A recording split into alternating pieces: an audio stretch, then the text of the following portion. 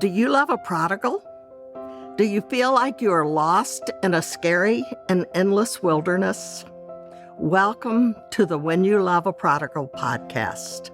I am Judy Douglass, and I spent more than 15 years in that wilderness. I believe together we will discover help and hope for your journey. Today, you're going to hear the true story of what it's like to live with the prodigal when the prodigal is your brother. Well, welcome back to When You Love a Prodigal. I am so glad that you're here. I hope you enjoyed the 4-week series on trust, and it gave you a much bigger picture of why God is trustworthy and how you can trust Him even on this journey with a prodigal. That there, even though it's hard and scary and unpredictable, God's still there, and He's still on your side and your prodigals, and He's there for you, and you can trust Him. Today, though, we have a wonderful time. We're interviewing Michelle Essary. Michelle is very qualified to come and talk with us. She's a licensed mental health counselor, has been for quite a number of years. She's had leadership responsibilities and now has her own counseling practice and business, which she'll mention later. And I think she will have great advice. But there's another reason why I'm excited to have Michelle. Michelle is my daughter. And that means she's not just my daughter, and a very wonderful one at that. She's also the sister of our prodigal. And so she was there for much of the journey. She was a little ahead, though not much older, a little ahead of him. And so she went off to college when some of the worst things were happening. But she has a lot of insight. So we're going to be doing this session on what it's like to live in a family with a prodigal, to be the sibling. And then next week, we'll be doing one where she brings some of her professional experience in to be of help to us. So thank you. Welcome, Michelle. I'm glad to be here. So we'll just jump right in. So we came and said to you one day, what would you think if we brought a boy as a foster child into our home? What would you think? What would your response be? And tell us about your thoughts and feelings and what you said, if you remember. Well, it was funny. I was preparing for this and thinking, my memory's a little fuzzy on a few of the things. I believe I was about 9 when we first started this conversation. That's right. And so I do have a little bit of a fuzzy memory on a few of the very early, like exactly what I said. You might remember a little better than I do. But what I remember thinking was that I was glad that we were able to help somebody. And it seemed like when you came to us that you had really prayed and considered it. And so I trusted your judgment in it, that this was something that the Lord had, or you wouldn't have brought it to us to begin with.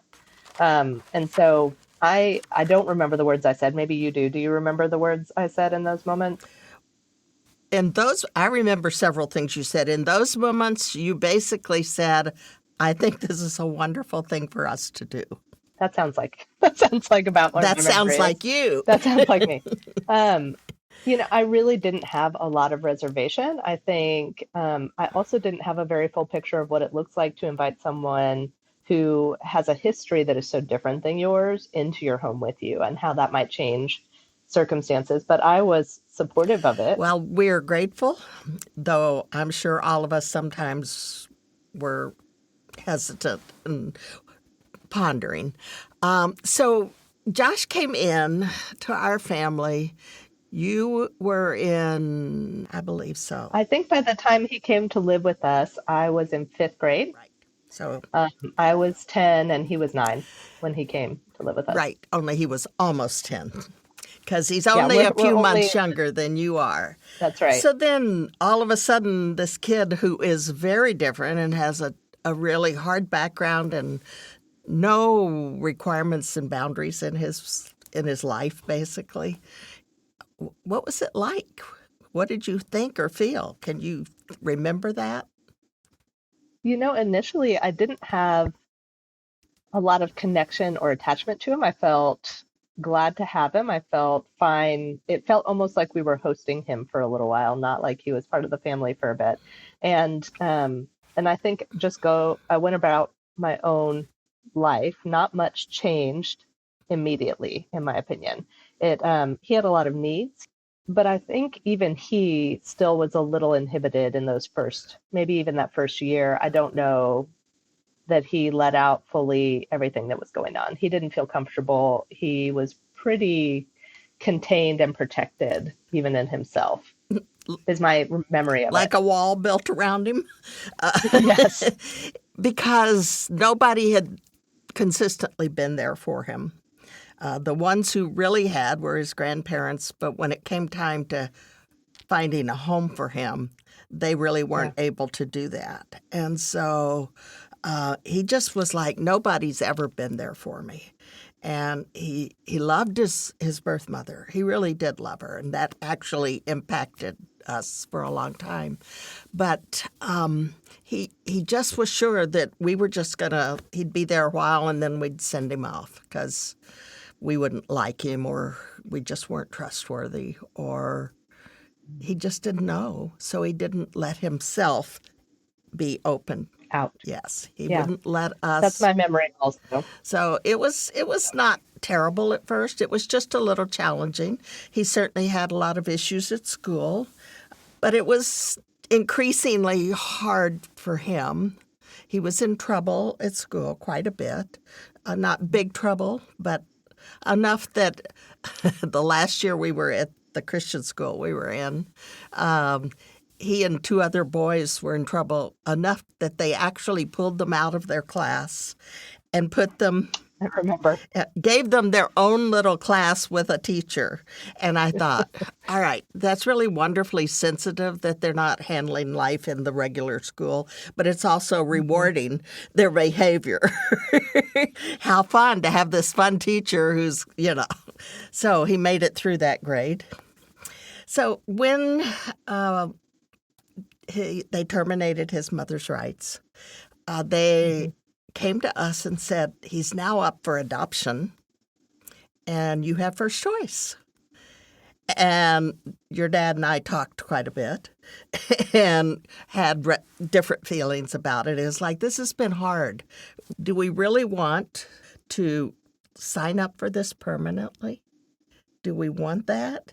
But, your dad had some reservations because he was taking a lot of my time. I did an hour of work with him every day to repatterning his brain exercises. And that was an hour a day for the first year and a half until he refused to do it anymore. But anyway, there were just, reservations of signing up for it. So we came to you and your sister. And I think we asked you first, what do you think if we adopt him? Do you remember what you said? I don't remember exactly. Something to the effect of, if we don't, who would? We seemed like the right choice. Yes. I think your most exact I can remember words were, well, I'm not sure that we want to keep him, but I wouldn't want to be the one to reject him and make it one more rejection in his life and ruin the rest of his life. You said those words. I thought, boy, that's pretty young, 12 years old, to really get the impact it could have on his life if we had said no. I think by that point, if I'm kind of going through the story chronologically in my own mind, by that point I had seen the impact that it was beginning to have. In that first year, he felt kind of guarded. It felt almost like we were hosting. It wasn't the same as having somebody be a part of the family. But as his needs began to emerge and as the mess began to kind of spill out into our family, I think one of the most significant things that I noticed was how much demand it put on you and Dad some, but mostly you. And the impact that then in turn had on me. And I know that we might talk about that more later, but it was in those couple of years, I want to say moving into middle school, that I realized the demand that he requires of my mom is significant, and it doesn't enable her to have the strength, energy, emotional capacity to deal with quite as much on our side. And so I began to see some of that impact pretty. I remembered specific instances where I thought, wow, that is really impacting her, and that's preventing her from being as available for me as a result. And so when you asked the question about adoption, I think I had a greater understanding, which doesn't surprise. I don't remember the exact words, but to say, I'm not sure if I want to keep it. I mean, that's It on the hadn't been flip side. easy. No, at that point, it had gotten more difficult, and those things were becoming more apparent. And I think I realized going into this was not going to be just like hosting somebody or having someone stay at our house. I think I really began to understand, probably as I matured, but then also as I saw the impact on the family and what it was doing. Specifically, I really do think specifically to you, it had the most impact. Oh, I'm sure that that's true. But I think it did affect you and your sister. We'll talk about that in just a minute. But I will tell you what Debbie said, in case you don't remember that as well. Now, Debbie and Josh had not bonded much at all. You were a more compassionate person at that period of time. Debbie is now, but wasn't as a 14-year-old. And she really could care less if actually she'd rather he weren't there, I think. And so Dad's thinking, now we're going to have an impasse here. Mom and Michelle think we should, and Debbie and Dad think maybe we shouldn't. But Debbie said these most amazing words. She says, we just need to suffer gladly. God sent him to us. He must have things to teach us. And all of us went, what did you say? Because, Debbie wasn't at that place in her life to have those thoughts, really. And yet God used it as a turning point, a confirmation for your dad as well as for me and you all that, all right, this was of God. We will do this and trust him through it, having no idea what was ahead, really. And so it was a thought-through decision, one I felt guided well by God. So you all moved from a Christian school. You're 2 grades ahead of him. You're only a few months older than he is. And you all were in the same middle school. And he started to get in trouble. Did you even know he was getting in trouble?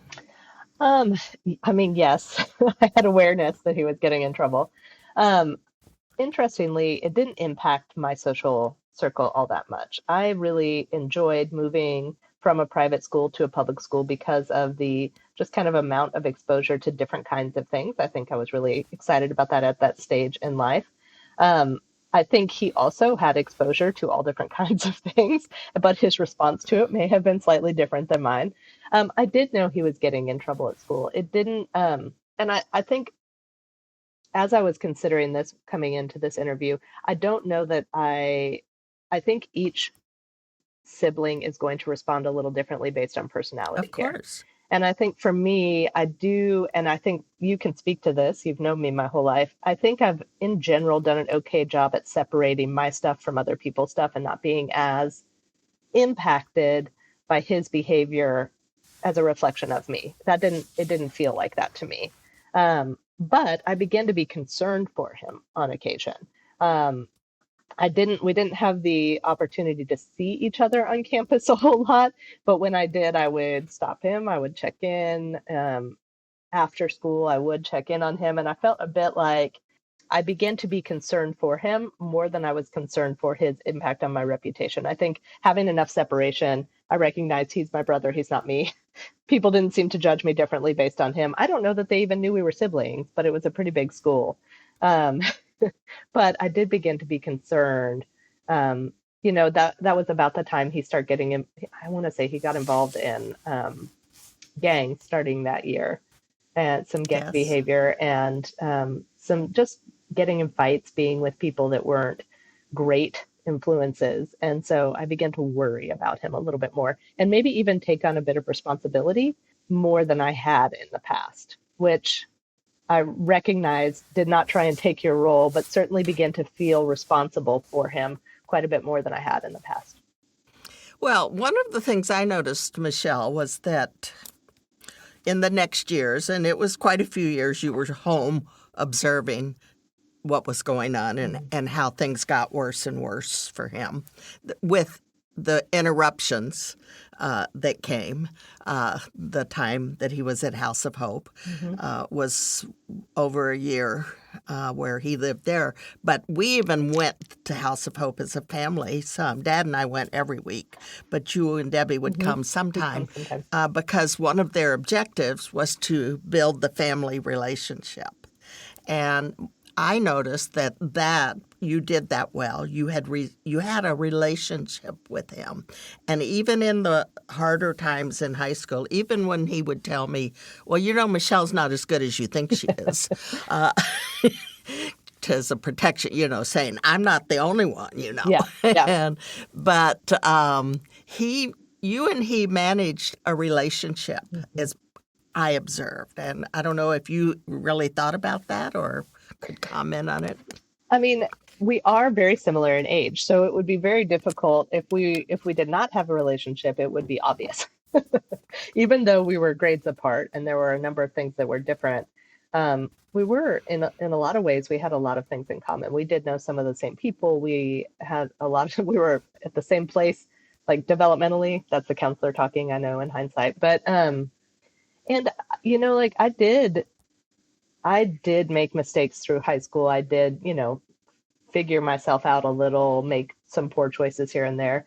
And I think he appreciated that I wasn't perfect. I'm sure he appreciated that you weren't perfect, but he wanted to make sure I knew it. He wanted to make sure you knew I wasn't perfect. It's not all that helpful to compare because I don't think he would have come on the upside on that if he had done too much comparison. No. But I think it was helpful for him to see that I did not do things perfectly. I think that was a divisive thing for him to feel like I was better than him. And then for him to feel like I was not seemed to really bring us together. Even though, what I would call poor decisions in my own life were probably much less than fewer and not as impactful as some of the decisions that he made over the years. I think it was a good thing to have enough common ground, both in age and in development and in figuring out life, that we were able to build a relationship. I didn't hold him to a lot of standards. I had the benefit of not being his parent, so I didn't have to. I mean, apart from helping wake him up in the morning and making sure he didn't get beat up every now and then, I'm sure you could tell me things I don't know about. He was much bigger than me at this point, so I don't know that it was much of an impact, except that people seemed to respect that I was older. In general, I think it helped us to not have to. He didn't have to prove anything to me, and I think he realized that I didn't expect much of him that was different, that I didn't expect him to be something else. Is that an adequate answer for you? That's fine. That's good. That's just helpful for people to understand when you have someone in your family who's making some poor choices, that there's going to be some tensions between the siblings. And I know many of my listeners are fearful when they have a prodigal making some really bad choices, if they're in the home, what that impacts, say, younger children. And so to realize it's possible to build a relationship. You had more maturity than some people.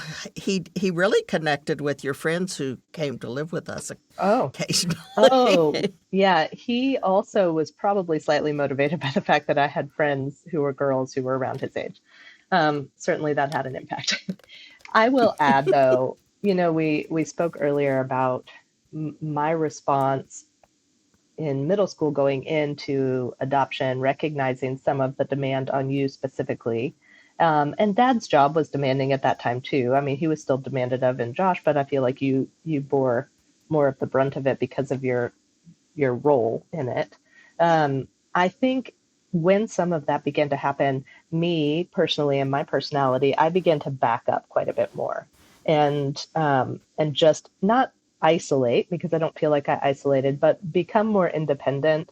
I think part of my ability to see him and maybe even try and take care of him some was part of that adultified role. Again, I'm a counselor, so maybe I oversee things. But I think what was interesting is as I began to move into more independence, that probably did influence how and when I made choices and decisions about trying new things, meeting new people, um, perhaps sooner than some people would. So I do think, if I'm honest about it, his presence had an impact on when I made poor choices or good choices or developed into trying to be an adult in more situations, right? Be on my own, be more independent, for better or for worse. I think there's pros and cons to that, but it did impact me that way because of my personality. That was my tendency, was to pull back. I didn't openly rebel. I didn't fight you guys very much. I don't believe anyway, not really. But what I tended to more was to back up and say, okay, I'm going to be my own person. I'm going to do this on my own. And there's some benefits and some challenges to that at an early age. So here's the big question. So tell me what you think your parents did well and where they could have done better. I feel like what's interesting about this, and you could probably do this interview with Debbie also, and she would have very different answers. Mm-hmm. Even as I've talked with her in hindsight over the years, not recently, she would say things differently. Her experience was different. She was a couple years older. Um, I think the recognition of the displacement it caused, you didn't realize until later. And so I think knowing more of that on the front end might have changed a few of your intentional behaviors. Not that you would have had a ton more capacity, not that you would have had a ton more ability or emotional strength to be able to deal with it, but I think in hindsight, you were greater able to see how adding Josh in some ways displaced me in some capacities. And so I think um, had you seen that on the front end or known that going in, and maybe that's why it's helpful for people here to hear that, it does have an impact of that if you are not aware of it and consciously fighting against it. I think you all did a great job of continuing to participate in all of our activities. I didn't feel like you didn't try to be present, that you didn't try and be there, that you weren't active, wanting me to do the things I wanted to do, supportive of my activities. Like, you did all of those things. Those things were very good. And I didn't feel like I was neglected or not able, like none of those things were true. I felt like you were being very intentional to try and set time aside. But the natural tendency of the energy and emotion and everything that he required took some time, yes, but also in addition to that, took just all of those energy away a little more than I think. At the time, I think you knew it, but in hindsight, I think you saw it more clearly. And I would say the same for me. I don't know that I saw it happening until after I was like, oh, this has really changed our family dynamic. And so I think you all made really good intentions to make sure to be there for me in the practical ways, but I think in the emotional and just capacity, it was diminished by the fact that he was there. And I think that those would be kind of flip sides of the same thing, if that makes sense.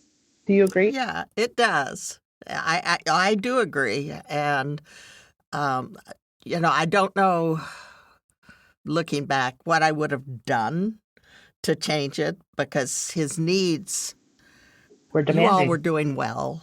You were doing really well. Debbie had her challenges, She was a but little more overt about what she was doing with yes.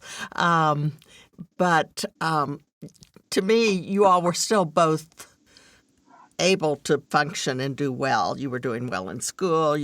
Well, except for doing homework. I Uh, didn't do homework. Yeah, I didn't do homework. I know, and so even that.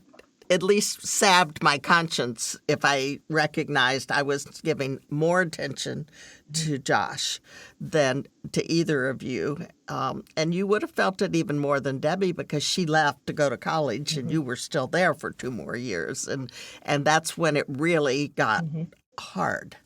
But at the same time, I kept thinking, we're here to save this boy's life.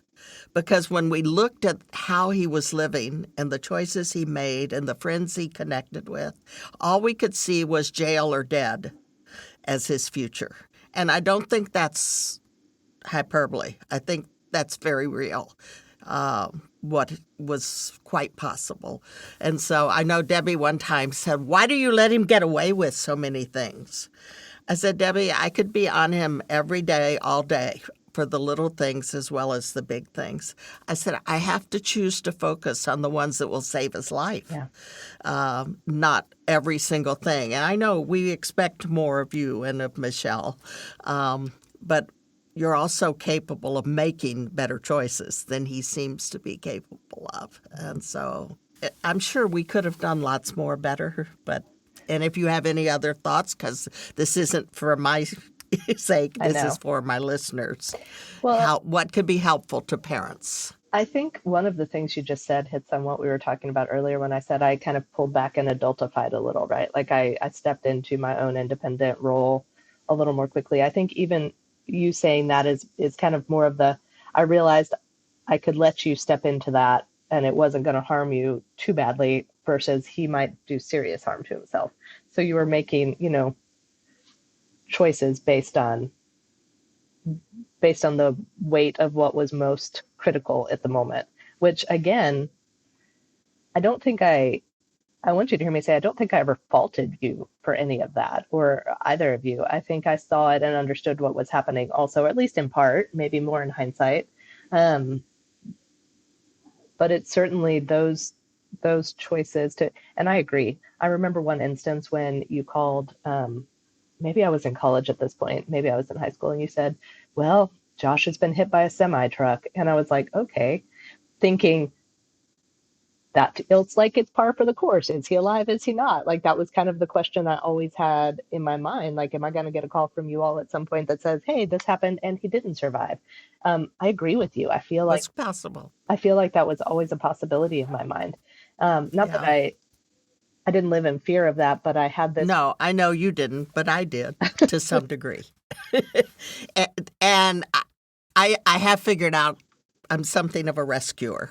And so the thought that I could fail to do my part to salvage this person that God's entrusted to us. And I didn't always feel like we were adequate for what he gave us, but he came through.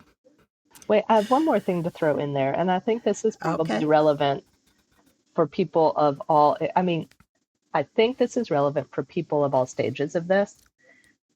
You have developed over the years, this is going to sound funny for me to say this to you because you're my mother, but you have developed over the years a greater ability to be outside of the situation with Josh. I think for a while, even in our conversations, it was difficult for things to be about me, or even about you some. It became very much about Josh a lot. And part of that was because the severity of it all the time. It's kind of like what happens in the news now, right? Like the things that are always on everybody's talking about because it's what's going on. And it's hard to not talk about that because it's such a significant thing. But I did think in hindsight, but I did feel this over the years.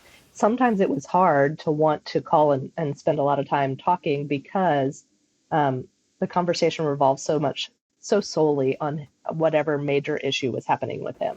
And I think that's something that even if I wanted to express to your listeners, that's something you have some control over, right? Even though that's true and that is happening, to be aware of, what the needs of this other person are here too. And I'll say as kids in general, and this is true for my kids too, they want me to care about what's going on with them.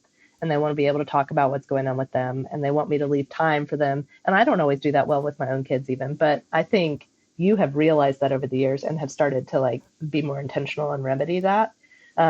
that we can have conversations about what's going on with both of us at this stage. And that's a little bit different than what we were able to do for a long time.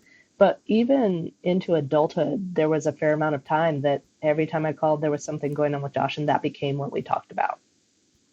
I'm sorry. That you don't need. No, I know, but I am. You know, you don't. You look back, you want to have done everything you could right for your Yeah. kids, and where most of us don't have the capacity to do everything right for every child. Absolutely not. And so, you do what you can.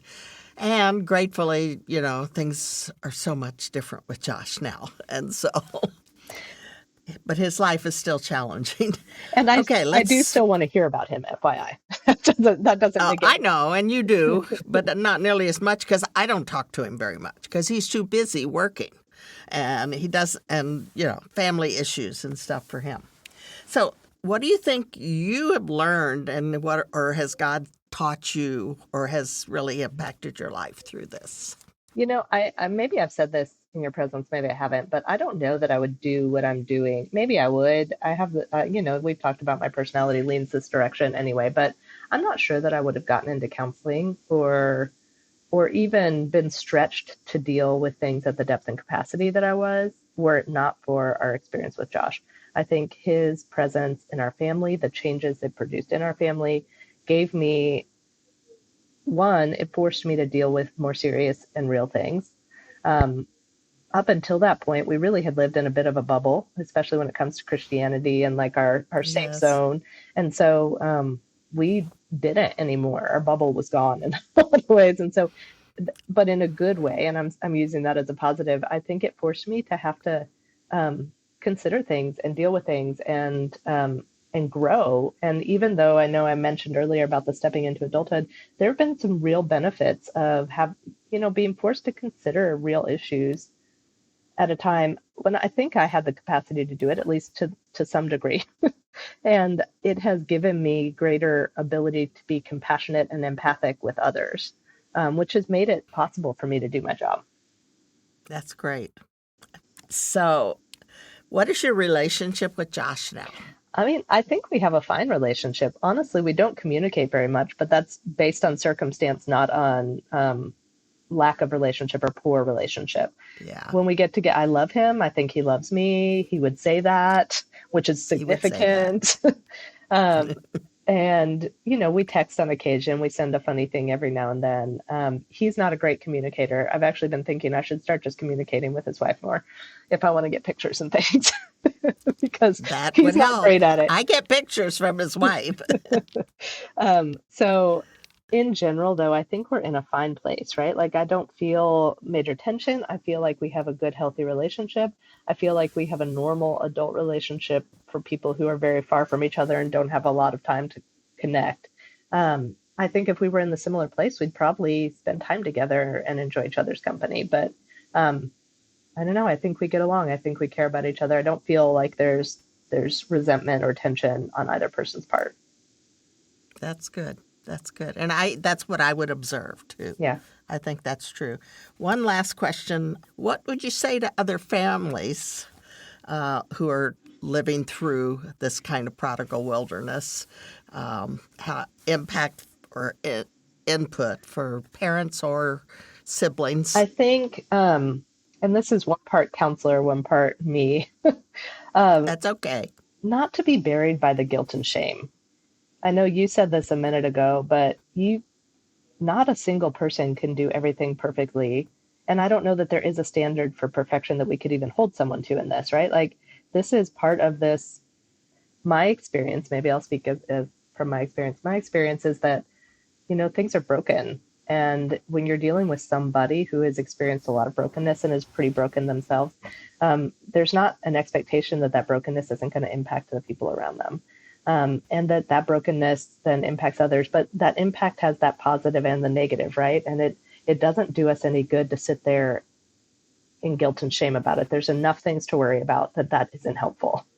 And so being able to say, I recognize that this is what happened. Were I to do it again, I might do something differently. So next time I'm going to try this instead, is much more helpful than sitting there condemning yourself or condemning them for the way that things have happened.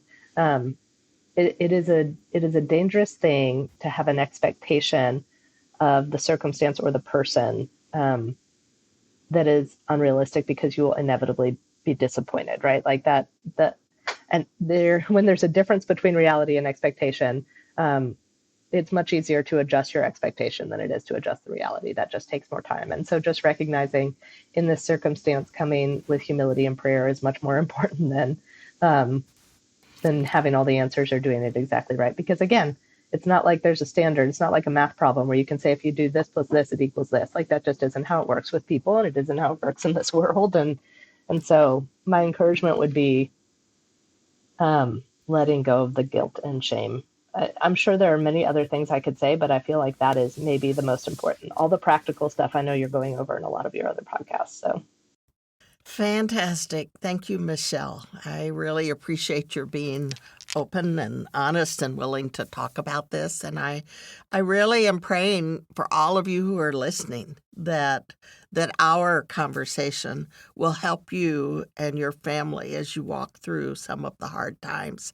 For some of you, it will be someone who was a foster child or adopted, and for others of you, it will be your own born child, and or more than one even, that bring the tension and the struggle into your family. And maybe our being willing to share some of this will be of help to you as you navigate. And as Michelle said, cast aside the guilt and shame and look for the ways to go forward and to pray for sure. So thank you, Michelle. God bless you, every one of you. Thank you for joining me today on the When You Love a Prodigal podcast.